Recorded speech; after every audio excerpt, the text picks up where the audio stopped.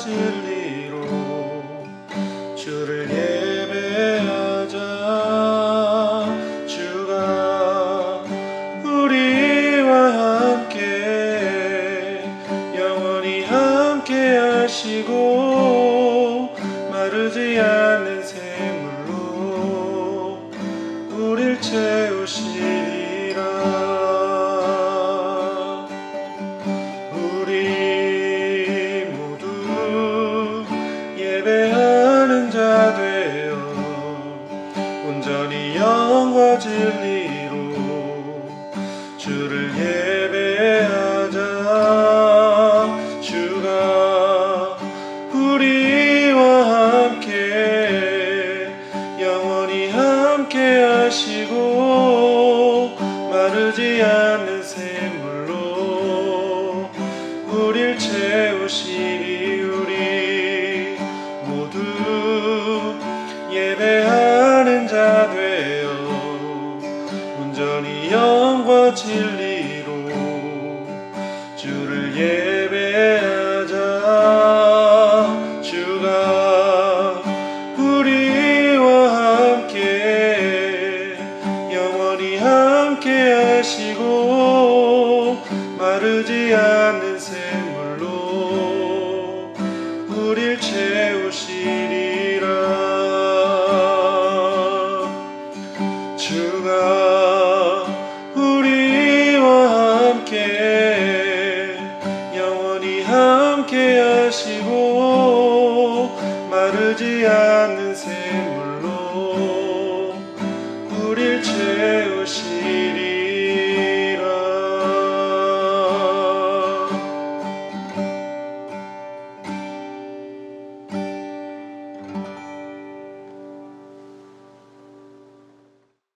할렐루야. 우리 귀한 조이너스 청년부 여러분, 이렇게 또 영상으로 만나 뵙게 돼서 너무 또 그래도 반갑고 감사합니다.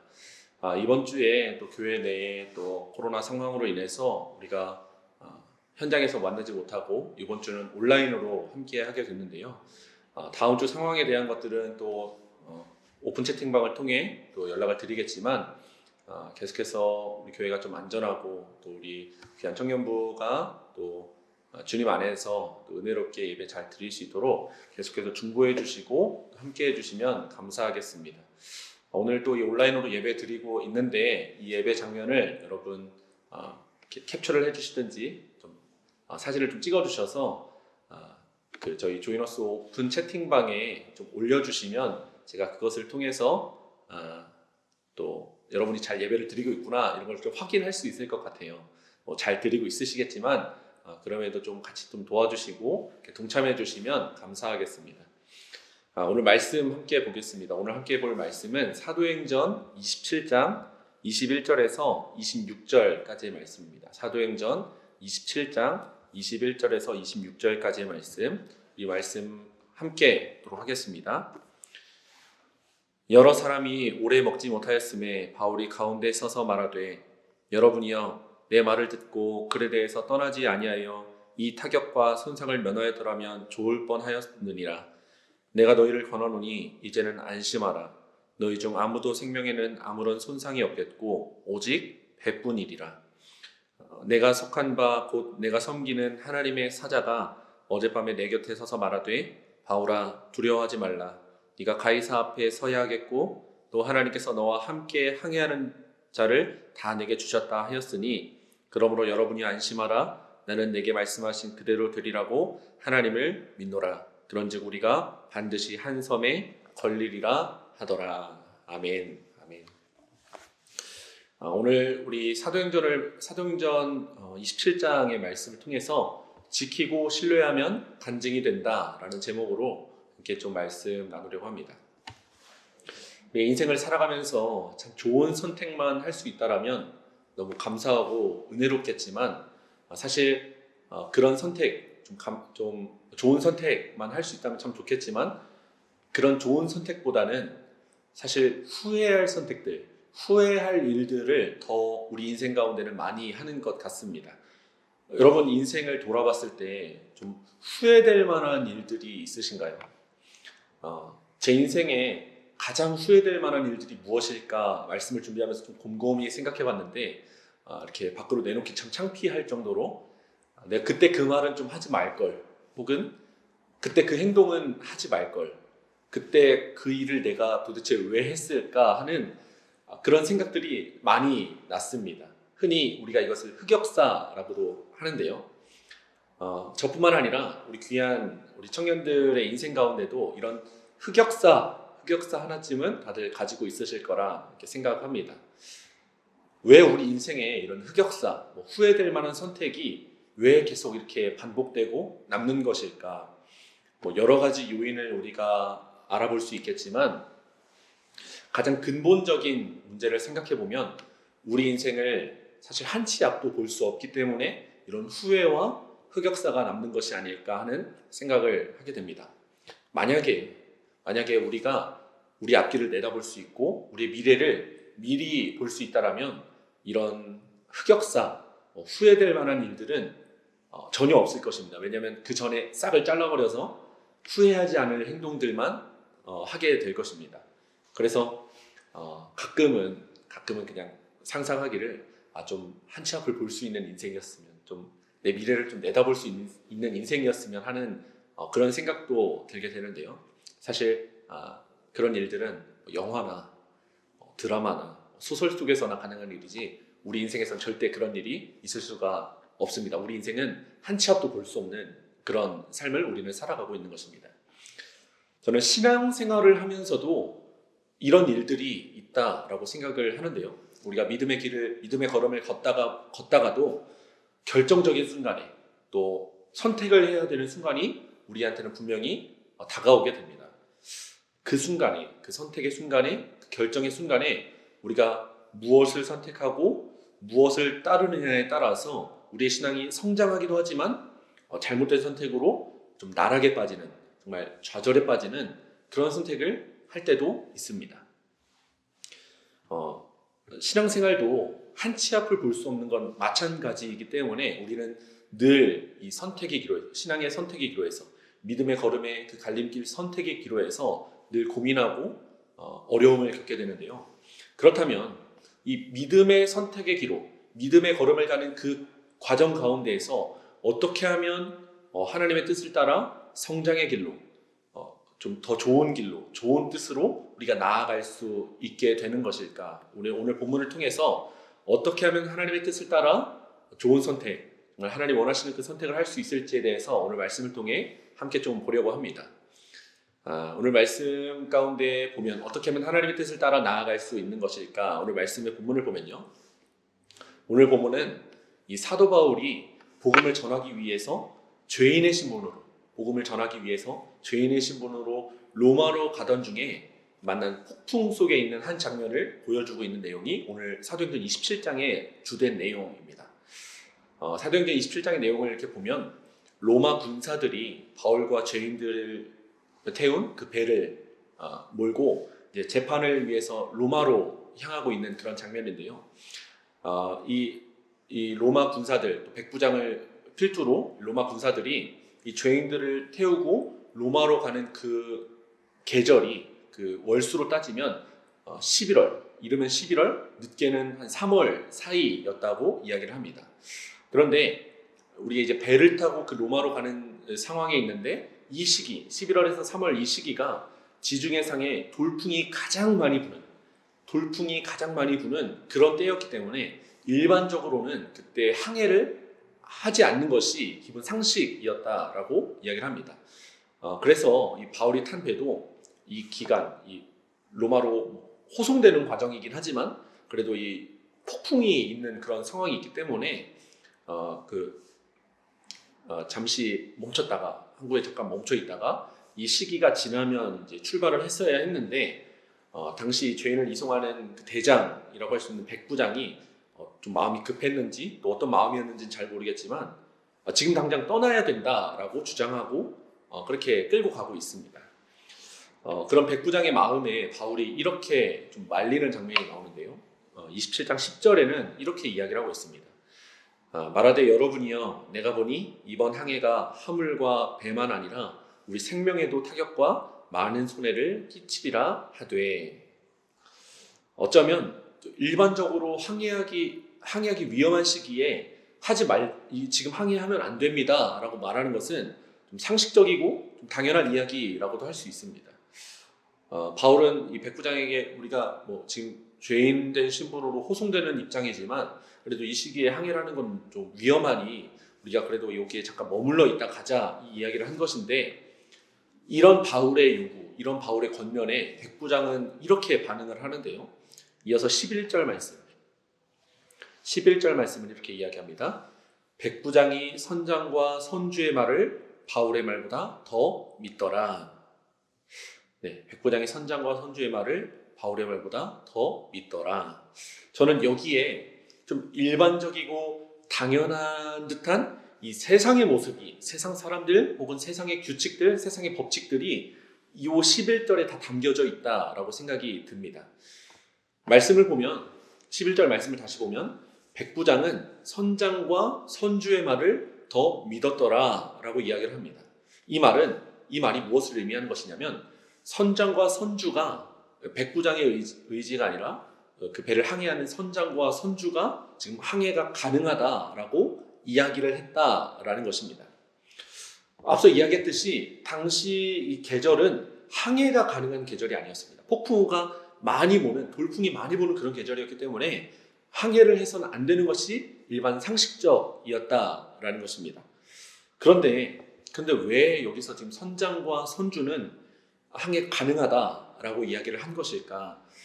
그 이유가 성경에 자세히 나와 있진 않지만 좀 영적인 상상력을 발휘해서 아마 이런 얘기를 하지 않았을까 하는 짐작을 하게 되는데요. 제가 이게 선장의 입장에 대해서 이런 얘기를 했을 것 같습니다.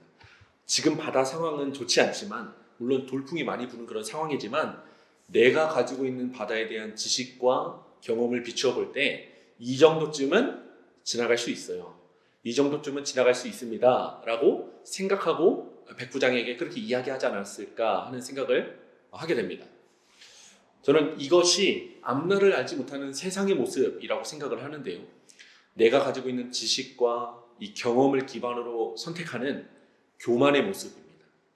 내가 해보니까 이 정도는 될 것 같고, 이 정도는 나도 할 수 있을 것 같고, 이 정도는 나도 이 정도쯤은 갈 수 있을 것 같은 그런 교만한 마음을 가지고 우리 인생의 앞길을 선택하는, 세상의 사람들이 그런 선택을 하는 그런 모습이 있다라는 것입니다. 그런가 하면 백부장과 같은 사람들도, 부류의 사람들도 분명히 있다라고 생각을 하는데요. 불완전한 것, 이 백부장이 지금 선장과 선주를 신뢰하듯이 불완전한 것을 신뢰하고 소문을 따라서, 소식을 따라서 살아가는 부류의 사람이라는 것입니다. 사람들이 이렇다니까, 세상이 이렇다니까, 이게 대세라니까 그저 그것에 휩쓸려서 따라가며 살아간다. 그런 사람들이 세상의 규칙이 있다라는 것입니다. 그렇게 자신들만의 확신을 가지고 선장과 선주, 또 백부장이 항해를 하는 것을 선택하고, 그 선택의 기로에서 항해를 하겠다라고 선택하고 나아갔지만 그 결과가 어떻냐? 조금 지나서 사도행전 27장 13절과 14절에 그 결과가 나와 있는데요. 13절과 14절 제가 한번 읽겠습니다. 남풍이 순하게 불매 그들이 뜻을 이룬 줄 알고 닻을 감아 그레데 해변을 끼고 항해하더니 얼마 안 되어 섬 가운데로부터 유라굴로라는 광풍이 크게 일어나니.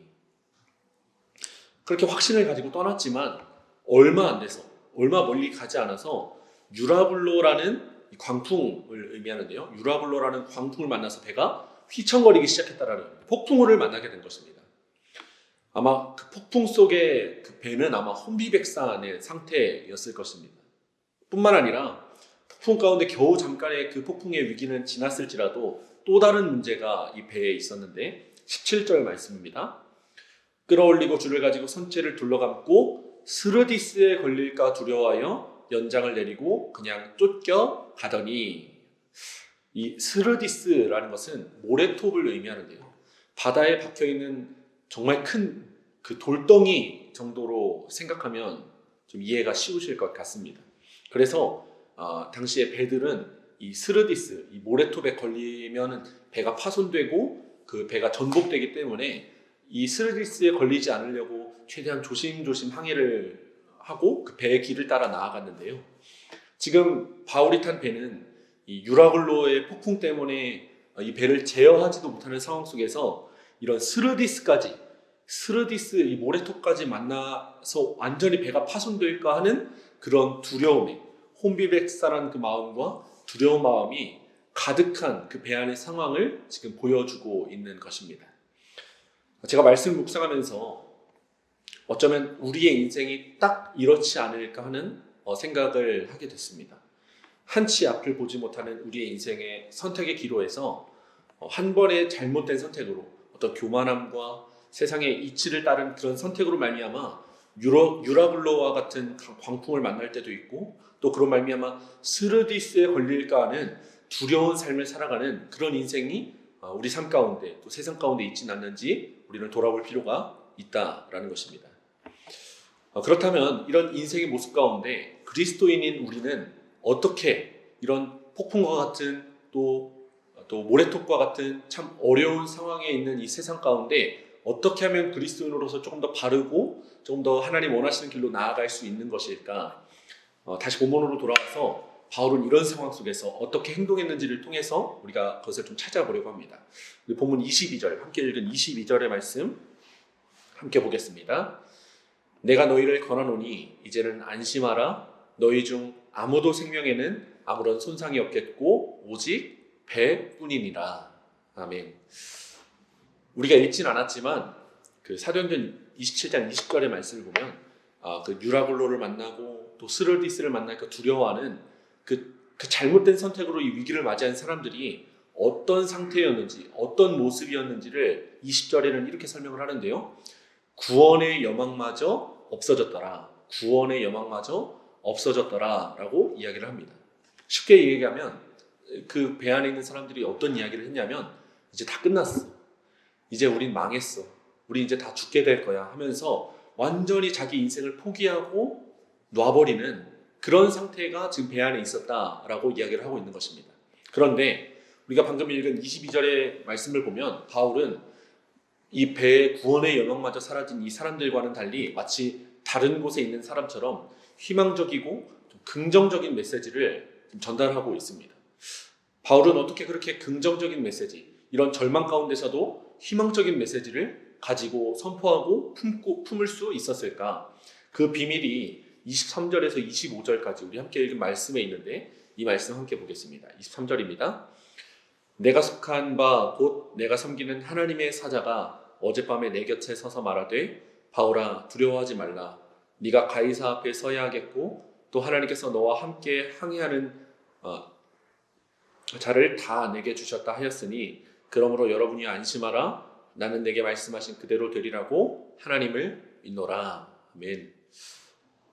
배 안의 사람들, 이 구원의 여망마저 사라져버린 배 안의 사람들과 바울의 차이는 무엇이었을까요? 바울은 이런 위기 속에서 하나님을 붙들고 있었다라는 것입니다. 바울에게는 두 가지 확신이 있었는데요. 첫째는 하나님이 자신에게 주신 사명에 대한 확신이 있었고 또 하나는 하나님이 자신에게 말씀하신 그 말씀을 믿는 믿음에 대한 확신이 있었습니다. 저는 이게 오늘을 살아가는 우리가 가져야 할 귀한 믿음이라고 생각합니다.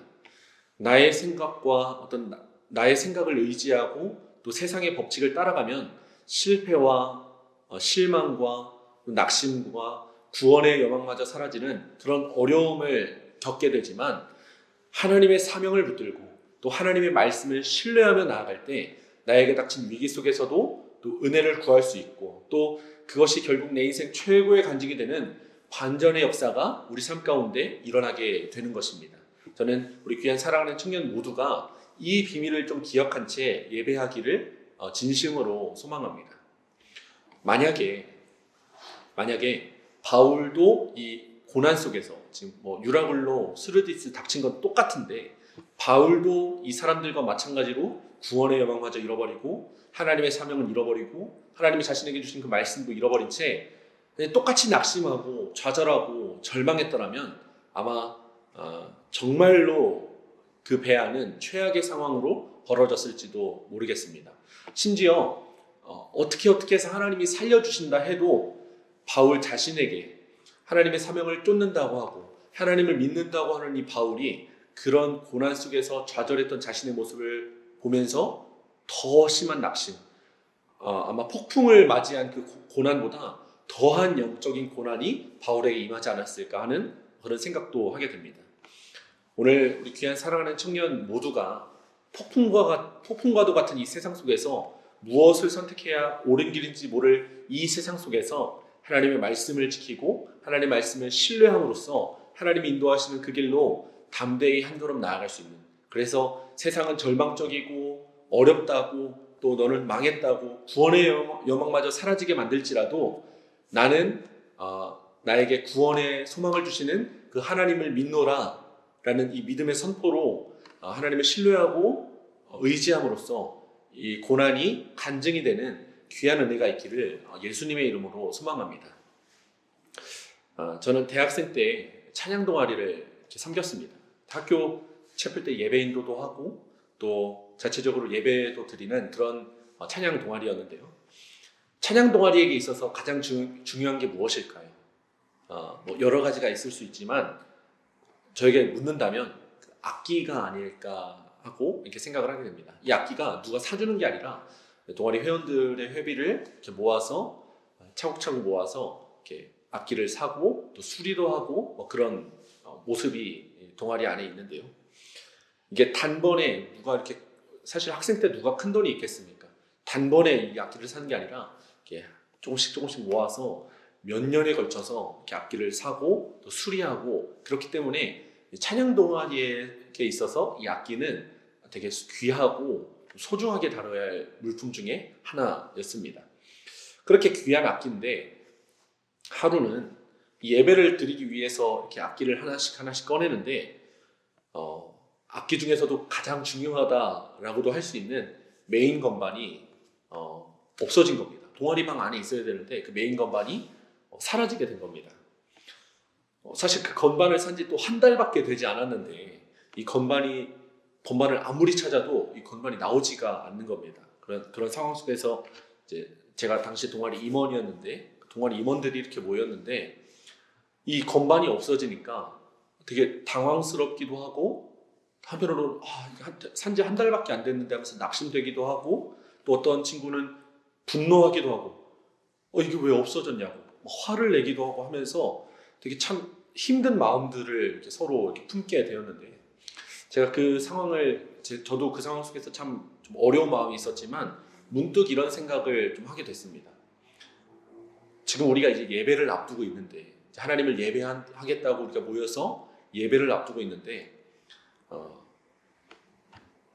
이 건반 하나 때문에, 예배를 앞두고 이 건반 하나 때문에 화내고 낙심된 마음으로 우리가 이렇게 예배를 하는 것, 이게 과연 옳은 것일까?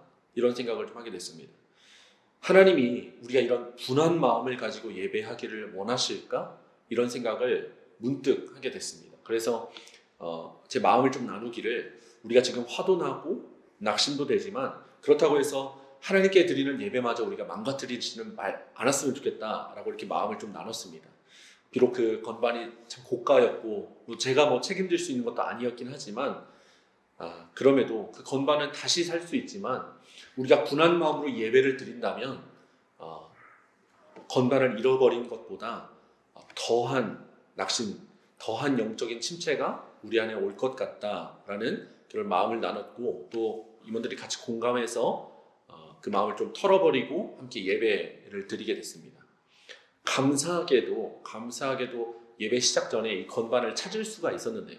만약에 분한 마음, 낙심된 마음, 그 좌절된 마음으로 예배를 드리려다가 건반을 찾았더라면 내가 화내고 낙심했던 그 모습에 창피해야 하지 않았을까 하는 그런 생각도 하게 되었습니다. 후회하지 않았을까? 그렇게 예배를 드렸다면 내가 후회하지 않았을까?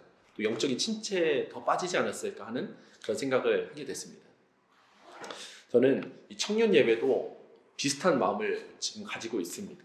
제가 재작년 12월 청년 예배를 처음 시작하겠다, 제가 이제 담당한다라고 인사를 하고, 그 인사를 하고 그 다음 주부터 또 비대면 예배가 되면서 한 2개월, 3개월 우리 청년들 만나지 못했는데요. 그때에도 제 마음이 참 어려웠습니다. 이제 청년 예배를 내가 담당하고 이렇게 나아가야 좀 이렇게 힘있게 나아가야 되는데 청년들을 만나지 못하고 또 교회도 이제 비대면으로 예배를 드리면서 어떻게 이런 나한테 어려움이 있을까 하면서 참 마음이 어려웠는데요. 그럼에도 불구하고 또 하나님께서 이끌어 주셨기 때문에 이 자리까지 오게 된 줄로 믿습니다. 그런데 또 똑같은 상황이 벌어졌습니다. 이게 지난주에 우리가 독립적인 예배를 드리겠다 하면서 첫 주 예배를 드리고 또 오늘 비대면 예배로 다시 전환되는, 또 다음 주는 우리가 현장으로 만날 수 있겠지만 다시 비대면 예배가 되는 이런 상황 속에서 제 마음이 참 힘들고 어려웠는데 제가 오늘 말씀을 보면서 내가 이런 힘듦으로 그냥 좌절하고 낙심하는 게 아니라 이 상황 속에서 하나님 나에게 무엇을 말씀하시는 건지, 이 상황이 하나님 나에게 무엇을 뜻하게 하시는 것인지 내가 깨닫고 또 기도하고 그 말씀대로 그 말씀을 신뢰하고 의지하는 것, 이게 너무나도 중요하구나 라는 것을 제가 깨닫게 됐고, 저는 이 일이 결국 후에 제가 이 믿음으로 이 과정, 우리 청년들이 또 이 과정을 잘 겪어나가면 이 과정이 결국 간증거리가 되는, 좌절을 되고 낙심되는 그런 일들이 아니라 결국 간증거리가 되는 귀한 은혜가 될 줄로 믿습니다. 우리 사랑하는 청년 여러분, 비록 여러분 인생 가운데 참 낙심되고 좌절되고 심지어 분한 마음이 들 정도로 참 어려운 상황이 여러분 인생 가운데 닥칠지라도 우리의 교만한 마음과 또 세상의 규칙으로, 세상의 법칙으로 그것을 받아들이는 것이 아니라 그렇게 세상의 법칙대로 살아가는 것이 아니라 하나님은 우리에게 무엇을 원하실지, 또 하나님은 이런 상황에 어떻게 나에게 말씀하시는지에 대해서 더 귀 기울이고 또 하나님 뜻대로 나아가서 결국 하나님이 원하시는 그 삶을 살아가는 우리 귀한 청년들 다 되기를 예수님의 이름으로 소망합니다. 우리가 좌절하고 낙심하면, 우리가 좌절하고 상황 가운데 좌절하고 낙심하게 되면 그저 그것에 빠져들고 계속 침체되는 영을 갖게 되겠지만, 우리가 그런 상황 속에서도 하나님의 말씀을 지키고 하나님의 말씀을 신뢰하면 그 모든 것이 결국 간증거리로 변하는 반전의 역사가 여러분 삶 가운데 분명히 있게 될 줄로 믿습니다. 오늘 그 주님을 신뢰하시면서 말씀 안에서 살아가시는 우리 귀한 청년들 다 되기를 예수님의 이름으로 소망합니다. 기도하겠습니다. 사랑이 많으신 하나님 아버지, 오늘 우리에게 주신 이 말씀을 통해 또 하나님의 그 은혜를 누립니다. 하나님, 이 비대면의 상황, 또 교회에서 예배를 드리지 못하고 또 이런 것뿐만 아니라 우리 삶 가운데 참 많은 어려움들과 참 힘든 모습들 참 많이 우리가 맞이하고 또 상황을 또 겪게 되지만, 우리가 그 상황 가운데서 세상의 법칙을 따라 또 교만한 나의 마음을 따라 하나님 분한 마음 또 악한 마음을 품고 그것을 계속 따라간다 보면 우리의 영은 계속 침체되고 구원의 여망마저 사라지는 그런 안타까움을 겪게 될 것입니다. 아버지, 우리가 그런 안타까움에 빠지지 않게 하여 주시옵고 하나님 우리에게 말씀하신 그대로 되리라고 믿는 그 믿음이 우리 안에 가득하여서 우리의 상황 가운데 참 어려운 그 모든 상황 가운데서도 하나님이 이 상황 가운데 무엇을 원하시는지, 이 상황을 통해서 나에게 무엇을 말씀하시고자 하는 것인지 더욱 깨닫고 그 하나님의 뜻을 구하기 위해 기도하고 말씀을 보고 또 하나님을 신뢰하고 믿음으로 나아갈 수 있는 우리 귀한 청년들과 제가 될 수 있도록 아버지 하나님 함께하여 주시옵소서. 하나님, 우리가 앞서 부른 찬양처럼 나의 영혼이 잠잠히 하나님만을 바라는 귀한 은혜가 있기를 소망합니다. 우리가 또 한 주 살아가면서 그런 귀한 은혜를 가지고 한 주간 살아갈 수 있는 우리 모든 청년들 다 될 수 있도록 아버지 하나님 함께하여 주시옵소서. 하나님, 오늘은 우리가 이 비대면으로 이렇게 예배를 드리지만 우리 다음 주는 함께 모여 예배 드릴 수 있는 줄로 믿습니다. 하나님, 다음 주에 모여서 함께 예배 드릴 때 정말로 주님 원하시고 바라시고 뜻하시는 그런 마음을 가지고 예배를 드릴 수 있게 하여 주시옵고, 또 우리 오늘부터 또 한 주간 살아가는 모든 순간 가운데 하나님 영광 앞에 바짝 엎드릴 수 있는 그런 한 주가 될 수 있도록 아버지 하나님 함께하여 주시옵소서. 감사드리며 예수님의 이름으로 기도드립니다. 아멘. 아멘.